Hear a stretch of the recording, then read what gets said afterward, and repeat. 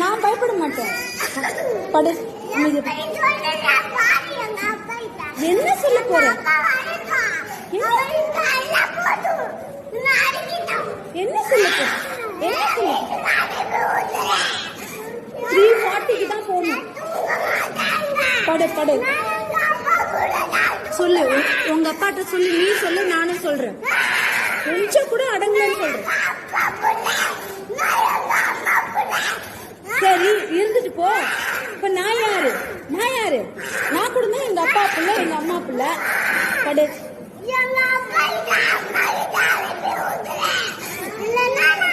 அனுப்ப முடியாது. இங்கதான் போகணும். உச்சா இங்க போகணும். இங்கதான் போகணும்.